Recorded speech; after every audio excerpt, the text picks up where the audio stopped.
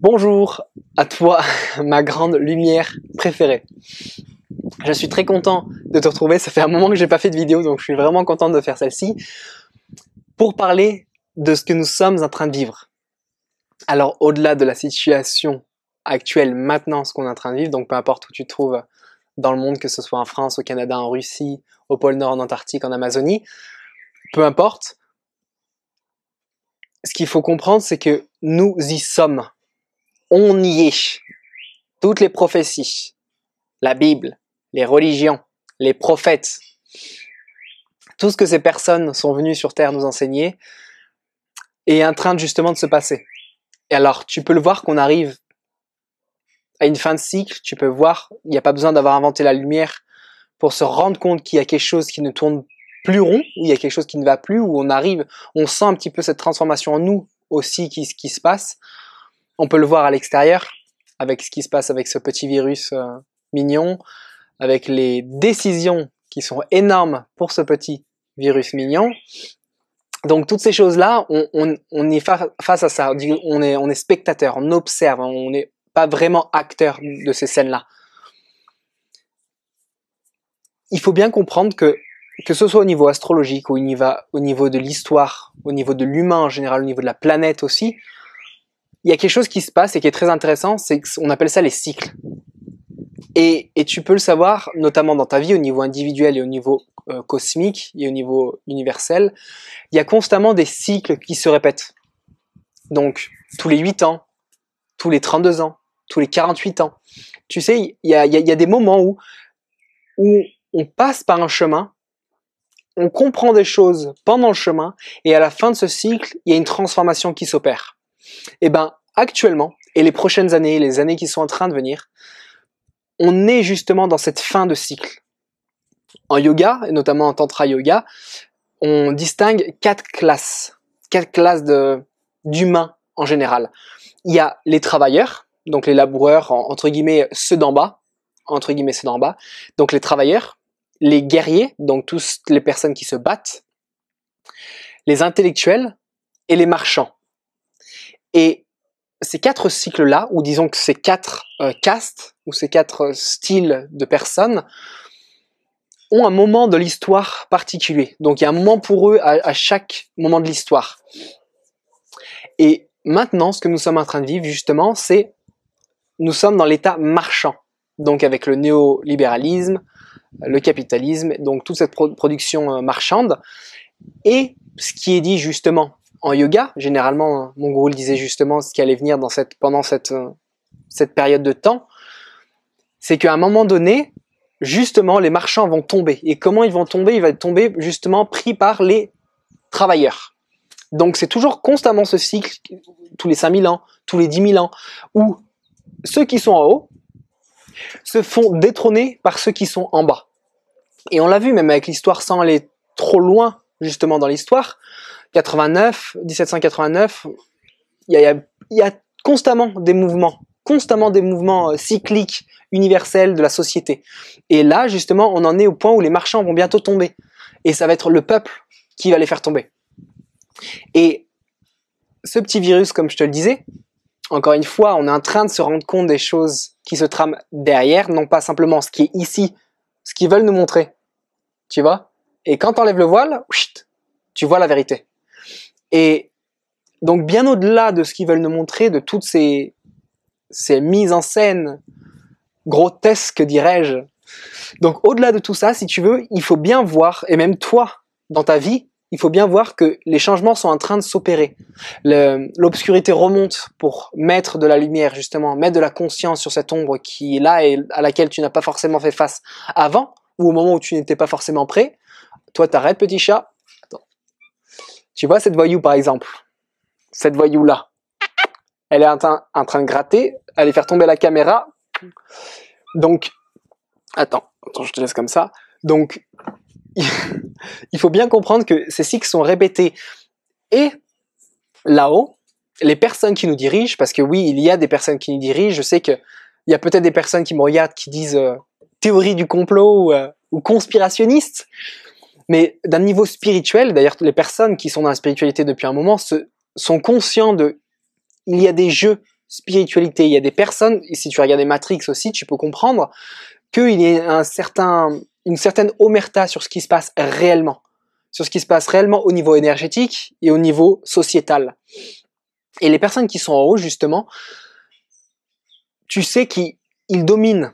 Donc lorsqu'on dit dominer, c'est-à-dire au niveau global, donc que ce soit au niveau de la propagande, parce que la propagande n'a jamais été aussi forte que maintenant, que ce soit au niveau du marché financier, que ce soit au niveau des bourses, à tous ces niveaux, il faut bien comprendre qu'il y a une petite élite, qui est présente et qui justement tire les ficelles de tout ça. Alors je sais, encore une fois, moi je ne rentre pas là-dedans, c'est simplement je te demande d'avoir vraiment la conscience et d'avoir du discernement justement par rapport à nos vies, ce qu'on vient faire ici sur Terre. Donc ces cycles-là justement nous permettent de comprendre qui justement dirige notre vie. Tu peux dire que c'est ton subconscient, tu peux dire que c'est ton inconscient, tu peux dire tout ça, mais tout ce qu'on est en train de voir maintenant, c'est pour justement libérer ce qui va venir dans les prochaines années, libérer ce qui est en nous et qui nous empêche d'avancer, qui nous entrave un petit peu sur notre chemin de libération profonde de notre être, de notre cœur. Et si tu suis typiquement la Bible, ils nous disent justement qu'il y a la fin des temps, le cataclysme, le rapture en anglais, il y a avec les grands cataclysmes, des remises en question de beaucoup de choses, avec l'antéchrist qui viendra pendant 7 ans, son règne avant que Jésus revienne. Donc encore une fois, il faut toujours voir ça en analogie. Donc les années qui viennent, les prochains mois qui viennent vont être difficiles. Ils vont être difficiles mais nécessaires pour faire la purge intérieure. Beaucoup de personnes pensent que, peut-être si tu es en France, peu importe là où tu es actuellement, pensent que c'est la fin. Il y a eu le déconfinement, il y a eu toutes ces choses qui sont en train de se passer et qui pensent que c'est terminé, que maintenant on va revenir à la normale. Ce qu'il faut comprendre, c'est que ce qu'on a vécu avant, toutes ces dernières années, ces dizaines d'années, ces décennies, c'est terminé. C'est-à-dire qu'on n'aura plus ça. Il faut bien comprendre qu'on va rentrer dans une nouvelle ère maintenant énergétique, une nouvelle ère où les consciences s'élèvent. Et lorsque les consciences s'élèvent, le pouvoir en place, qui est dirigé justement par des forces obscures, qui jouent aussi son rôle en soi dans l'équilibre entre l'obscurité et la lumière. Donc l'obscurité va tenter le tout pour le tout, si tu veux, pour essayer de contenir cette lumière. Et cette obscurité-là, comme je te dis, va vraiment tenter ces dernières options pour nous faire taire, pour nous rabaisser, pour baisser la vibration. Et tu vas voir que dans les prochaines années qui viennent, ça va être quelque chose de très très très très fort. Et les personnes qui ne sont pas prêtes à ouvrir leur cœur, qui ne sont pas prêtes à s'en remettre au divin, qui ne sont pas prêtes à rentrer vraiment dans le travail intérieur et profond, il va se passer des choses fortes. Je vais pas forcément dire plus sur cette vidéo, mais toutes les personnes, les voyants et ceux qui ont des perceptions ultrasensorielles et qui ont des pouvoirs, des choses comme ça, ils sont conscients et ils voient ce qui vient, ce qui arrive, et ils sentent les décisions qu'il faut prendre, des décisions qui sont parfois difficiles à accepter, des remises en question qui sont parfois très difficiles à faire, mais qui est nécessaire. Et comme je te dis, comme l'humain au niveau individuel, parfois on a besoin de tomber très très très bas pour se rendre compte de la situation actuelle avec du discernement et de la distance et du recul par rapport à ce qu'on vit. Et ce qu'on est en train de dire maintenant, c'est vraiment une prise de distance, une prise de recul par rapport à notre vie, par rapport à ce qu'on fait dans notre vie, ce qu'on donne, ce qu'on reçoit, pour aller de l'avant et pour vraiment se rendre au divin. Se rendre complètement au divin. Parce que tu vas voir, je t'invite vraiment à te préparer à ce qui vient, surtout psychologiquement, ça va être là où c'est le plus important, parce que les personnes qui ne sont pas prêtes au niveau psychologique, ça va faire une différenciation, donc il va y avoir une sorte de trou dans la psyché, parce qu'il y a beaucoup de vérités qui vont être révélées, énormément de vérités qui vont être révélées, notamment sur les technologies, sur des vies extraterrestres, intraterrestres, des pratiques qui sont faites et qui sont absolument pas catholiques. Donc tout ça va venir à la lumière et on va se rendre compte de choses. On va parler de choses, on va mettre sur la table des choses qu'on n'a pas envie de voir, qu'on n'a pas envie de ressentir, qu'on n'a pas envie de remettre en question. Et c'est très difficile, évidemment, c'est le travail d'une vie, c'est le travail de chaque individu qui est sur son propre processus spirituel. Mais ces cycles-là sont justement là pour faire des purges, pour purger un petit peu les personnes qui sont prêtes et celles qui ne le sont pas. Donc, encore une fois, dans le christianisme, dans la Bible, on parle de fin des temps, on parle d'apocalypse, on parle de retour de Jésus. Et c'est exactement ce qu'on est en train de voir. On y est, c'est maintenant que ça se passe. C'est pas encore une fois dans les contes, c'est pas dans les mythes, c'est pas dans 50 ans, dans le plus tard, c'est pas passé. Non, le gourou dans lequel je suis, les enseignements, il nous disait, il y avait une femme qui était en train de porter son bébé, donc c'était, je te parle de ça il y a 60, 50 ans, et il nous disait vraiment, alors attends, 50 ans, 60 ans, non, un petit peu moins que ça, mais j'abuse un petit peu sur le timing. Et il nous disait, et la femme justement qui avait le bébé dans ses bras, il demandait Baba, c'est comment on appelle le gourou, tu sais, c'est la personne qu'on respecte le plus. Quand est-ce qu'il va venir ce grand changement? Parce que Baba, il parlait constamment du grand changement qui arrive, la grande transformation de l'humain, le retour du dharma, donc de la mission de vie commune de l'humain. Et la femme, elle lui dit Baba, quand est-ce que ce grand shift il va arriver? Quand est-ce que cette grande transformation va arriver? Et Baba, il le regarde. Toi, tu ne le verras pas. Mais elle le verra.